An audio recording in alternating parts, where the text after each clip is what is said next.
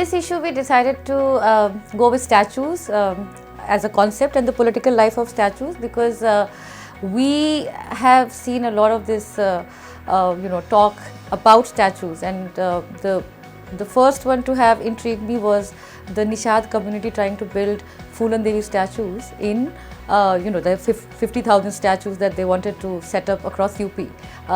So that had a direct political electoral reference, and also it reminded me that I had gone to Chambal to Phulan Devi's village Jalaun, and in Phulan Devi's house they had this statue of Phulan Devi, and it was cast in marble, and she had her hands folded like this, and interestingly they had put gold bangles on her hands, and then she had jet black hair which was parted in the middle, which led me to think about the representation of Phulan Devi itself, herself, and the aesthetics of that politics as well, the male gaze for instance. And so we decided to go with a whole issue looking at statues, and we've got these brilliant stories. One has been written by ASHUTOSH Bharadwaj, then he talks about the iconography of statues and everything else.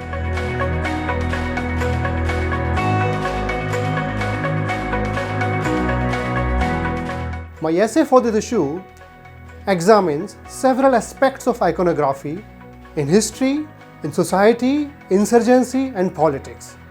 It talks about the impact of the dismantling of Lenin's statue on Naxals. It draws your attention to a stunning image of a woman at Konark's Sun Temple. And then it ends with a fascinating anecdote from the Vishnu Dharmottar Puran, where a king goes to a sage to learn iconography and then ends up receiving the greatest lesson of his life.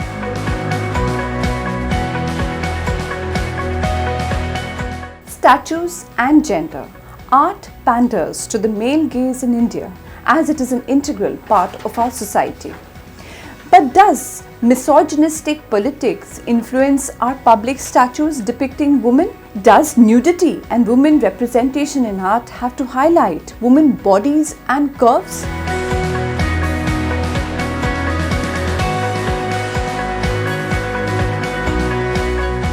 How important is fashion for our politicians?